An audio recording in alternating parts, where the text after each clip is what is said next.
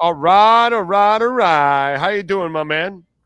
You you picked up on that tip right now? Picked up on what tip? You didn't see it? You didn't watch the video that was Oh, being the one you were just showing over there. Yes, Yeah, yes, yes, yes. yeah. Not a smart decision by that kid. Yeah. No, it's a problem if you hit somebody and they like don't flinch at all. Yeah, that's probably your cue to just get the Yeah. heck out of there. Yeah, that's not the guy you want to mess with, you know. Yeah. That's like you and me walking up and trying to punch Benito Jones. And Oh, he's just yeah. right. He's just going to laugh at us like, "You have a death wish? What's wrong with you?" You know? And so yeah, it would be kind of stupid for you and I to try to test Benito Jones. You know what I'm saying? So yeah, that's kind of what I'm talking about there. That was the Benito Jones of that elementary right there. But the kid walking towards the camera all effed up, that was funny. Yeah, That was he got what was coming to him. Funny oh, enough, with Benito Jones, I had an interaction with him yesterday in the locker room. That I go up to him to just ask him, "Do you have a minute?" And then he was picking something up off the floor, and then he looked up at me, and he did like this roar, like to intimidate me. I was like, "Yo, what was that?" But he was cool though. He's a cool dude. yeah. But he can be intimidating too. You know what I'm Yeah, saying? yeah, Yeah. That I don't want to mess with him. Yeah, you know, you don't know how strong these offensive and defensive linemen are, bro, in the NFL. These dudes are strong, bro. They can move houses, man. It's scary. It is scary what they do. All right. Well, I mean, it put it in perspective for me.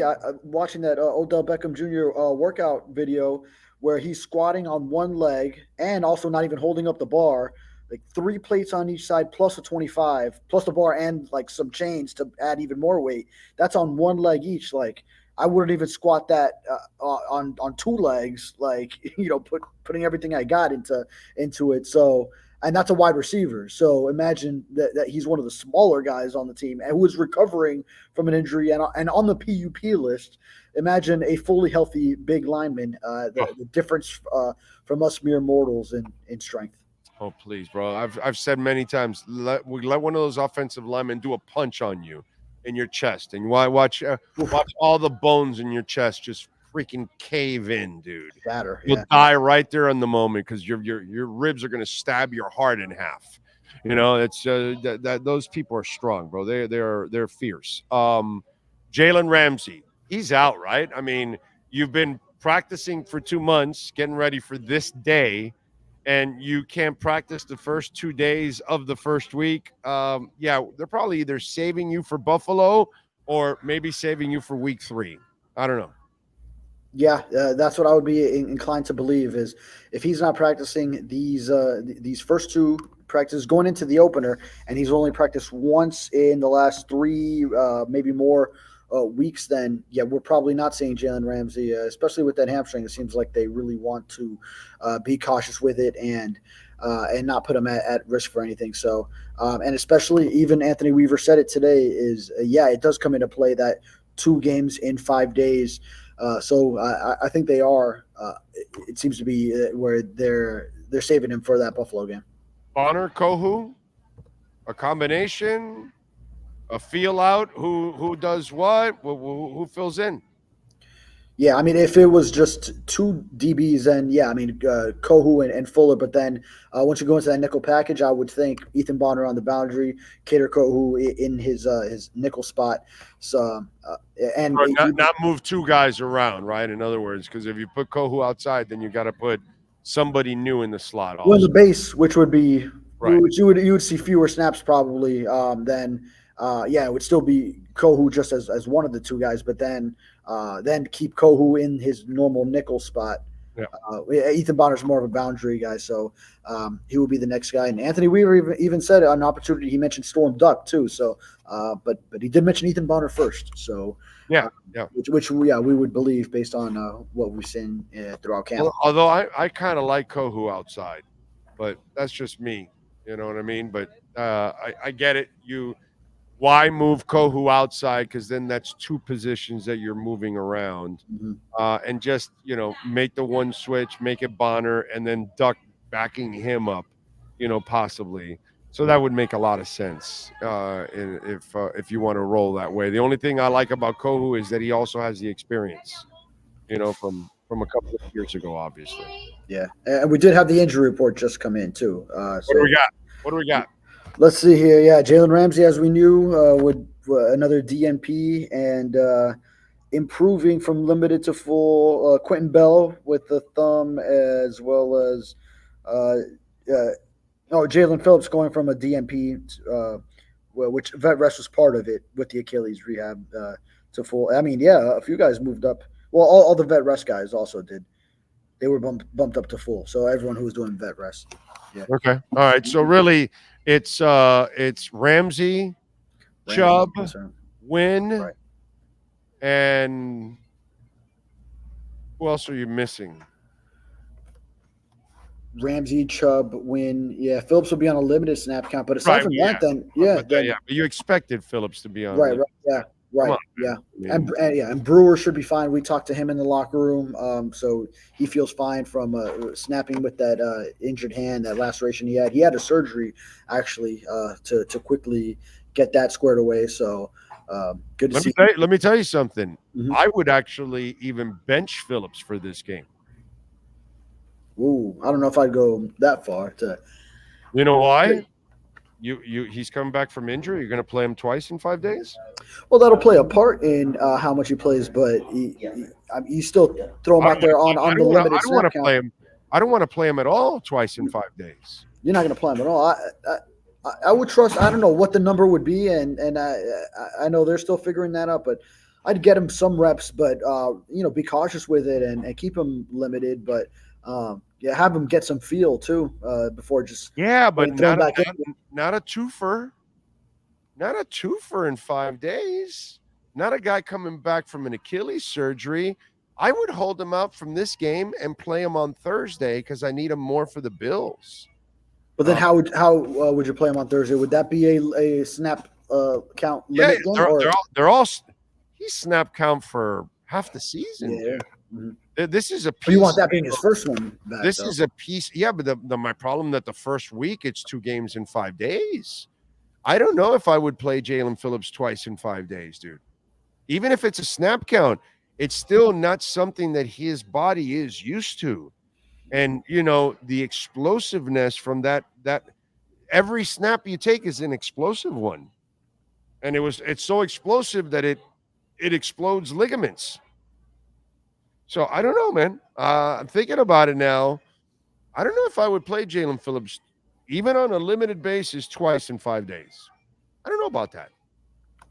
Yeah, I would differ. I mean, go ahead and get him some snaps. I mean, he's been building up. In one of them, yes. In both? Just a little bit. Get him as like I'm just to throw in like his 12, 15 snaps and then, see how he comes out of that and see if you need to keep it the same or you can go up to 20 for Thursday night. I know they're games in close proximity, but I see no issue with having him play and then just making sure you protect him with how many of those snaps he plays and then rotating out all those other guys, which Weaver said all the edge guys are going to play. All right, so the last 2 years I've given them a pass. Because they by the time they get to the end of the year, they have been so injury riddled. It's hard for them to advance. I do blame the first year McDaniel not knowing the damn down. That really, that third and short could have been the difference. You could have won that game actually. That one you might have been able to eke it out. So but I give you a break because you had so many injuries. But here in week 1. It's this Jalen Ramsey absence. It's not enough for me to say, oh, you got a little bit of a pass or an excuse or anything. It's not that it's a must win, but you need to win. You need to start off 1-0 because last year, a game like Tennessee changed your entire season. And, a couple of years back, it didn't really change your season, but it did change the taste of your season. Losing to Jacksonville in London to Urban Meyer was a terrible taste in your mouth. I mean, especially where those fingers were. So, just an ugly one. This would be the same thing. If you lose, it's not the end of the world, but it's the ugly start that you really don't want to deal with if you're Mike McDaniel. No excuses on Sunday, correct? Yeah, I'm with you there. You never know at what point in the season there could be that one loss, and I know like the Dolphins teams I grew up on, like going like late '90s, early 2000s. You always wondered, boy, if they just would have won that game, how different it would have looked. And you always like pinpoint one, maybe two games. Yeah, if they only would have gotten that one, which they should have. And then now that the team was fairly competitive again, you kind of feel that again, where like Tennessee last year, and then even like 2021 when they had the 7-game losing streak, and you mentioned that Jacksonville loss, and there was a one to Atlanta at home during that 7-game losing streak. Either one of those, they would have been in the playoffs. Could cost you the bye, could cost you the division, or it could send you to the wild card, or you don't even make the playoffs. This one loss can hurt you in any of those levels. It's a home game in the conference against another team vying for a playoff spot, so you don't know if, let's say, the Bills again win the division and you're going for a wild card spot, and then it comes down to you and Jacksonville. They have a tiebreaker over you because they won this game if you end up tied with them. So there's a lot of ways. I know this is thinking way in advance, but still a week 1 game against another team vying for a playoff spot, that could happen. So especially at home, you need to make sure you get that one. So and I would say the same thing about the Bills on a short week, which it's difficult to travel on a short week more so than stay at home. So yeah, it's a short week for both teams, but it's always tougher being the road team. So even if you lose the early season heat and humidity advantage because it's a night game, you still need to pull that one off as well. So I mean, I'm kind of looking at it like, you better start 2-0, especially when you think of the end of season schedule, because it gets really tough at the end. So you need another strong start. All right, if you had to put the fear into the Dolphin Nation, what is it that you fear of the Jacksonville Jaguars for the Dolphins? What is it that the Dolphins should be worried about that you would think would cause a real problem and maybe even could lead to a loss? What is it?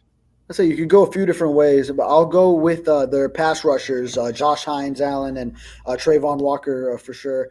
Now, you're strong. That one. I like it. For sure, because you're stronger on the ends of the offensive line at tackle, but I think their new defensive coordinator, Ryan Nielsen over there, he likes to employ a lot of twists and stunts. So you could end up getting some of the interior offensive linemen against those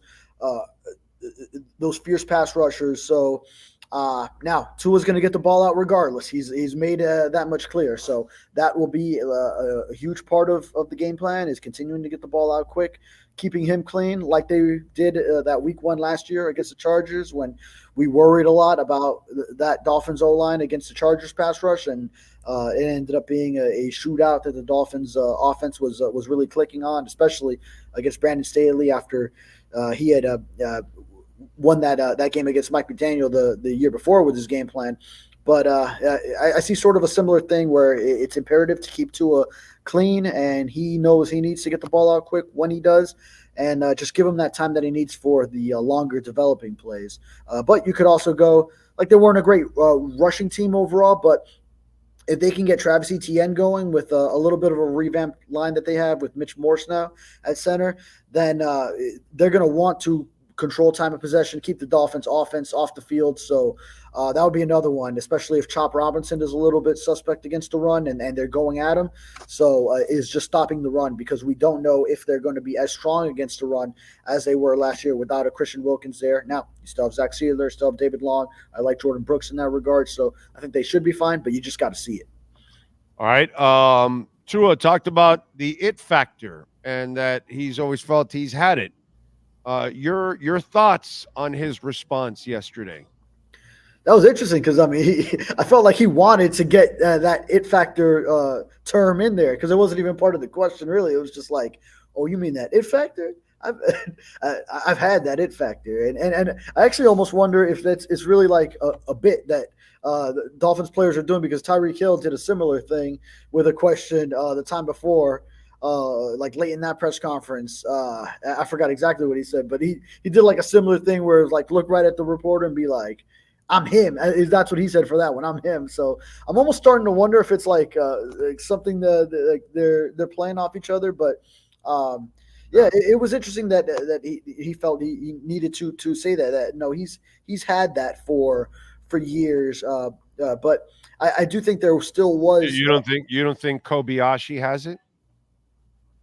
Kobayashi if he has that it factor. Yeah. Uh, You Compared don't to Joey think Chestnut. what's her name, the gymnast, the 4 foot one that dominates, Simone Biles. Simone Biles, you don't think she has it? Oh, she has the it factor. Yeah. Yeah, that's what I'm saying. It doesn't matter what we're talking about. It doesn't matter if you're Michael Saylor and you're a Bitcoin investor, or you're whatever, that you're, when you have confidence in your abilities and you're Joey Chestnut, you're going to be able to out eat anybody, because you've got that it factor. That's kind of part of it. You're a great poker player. You sit down, you feel like you're already ahead of the other people in the table because mentally you've got that it factor, and you can't do that without it. You can't be great if you are not convinced yourself that you've got it. Yeah. So I did find it interesting though that he made it a point that he's always had it, but he had to, at least in his NFL career. Now maybe previous levels of football in high school, in college, he certainly always had it from the start. I mean, coming in as a freshman into the national championship game and throwing the winning touchdown, you got that it factor. But I think he did need to find it once again, rediscover it at the NFL level. Well, it's every level, doggy. When you're a peewee and then you're going to the next level, you got to figure it out, and then you go to JV, and then you got to go to varsity, and you got to figure it out, and then you go to college, and you got to figure it out, and now you get to the NFL, and you got to figure it out. Doesn't mean you don't have it, but the challenge gets harder and harder and harder. Just like when you're in college or you're getting an education. What you're doing in elementary is completely different than what you're doing in high school, and then what you're doing in college, or what you're getting your master's. The challenge becomes that much harder. That's kind of part of the progress. And so you always end up on top, but sometimes there's a little bit of a climb. And in his sense, man, he had a lot of shit to overcome. Yeah. Holy crap. Jesus. He had roadblocks like crazy. You know what I'm saying? So, it's impressive. But I've always said about him that he's a super nice guy, but deep inside, he wants to cut your heart out, dude. That's who he is, just like all the other great athletes. Yeah. Yeah. So, a little bit that he had to rediscover in the NFL. But given the situation that he had, and it's understandable. Yeah, with a situation that has it's been beaten to death. That Trevor Lawrence had Urban Meyer his first year. Yeah, my God. I just wrote about how the similar pass. I mean, a lot of similarities between the two. Urban didn't hate him, unlike Flo hated Tua, but still, but Urban Meyer's useless. He didn't help Trevor Lawrence, and that's just absolutely, and it's the same thing that happened to the right tackle. He didn't have anybody to teach him the first couple of years either, because Flo couldn't hire a staff. And then all of a sudden, Austin Jackson figures it out. And was Austin Jackson really the problem? No, dude. The environment around him was the problem. That was the problem. It wasn't Austin Jackson. That's all. Sometimes you need the proper environment in order to succeed. That's all. You saw it come out in Austin Jackson. Now the hope is, Liam Eichenberg have the same thing. It would be year 4 for him, and now year 3 with the same offense, and another year with the same offensive line coach in Butch Berry. So now he's got the tools. Now it's up to him. Go grab a bunch of rose seeds and go plant it in the desert. That's a perfect environment. Good luck. You know what I'm saying? Got to have the right environment, my brother. Now go to Nicaragua and rich volcanic, dirt, and watch that rose grow like never before. Mm-hmm. You got to have the right environment. Follow him on Twitter at David Furones _, and of course, catch his exceptional work there at the South Florida Sun Sentinel. David, thank you, my brother. We will talk post game on Sunday. Sounds good. You got it. There you go. Welt Rheaume 954-966-4646.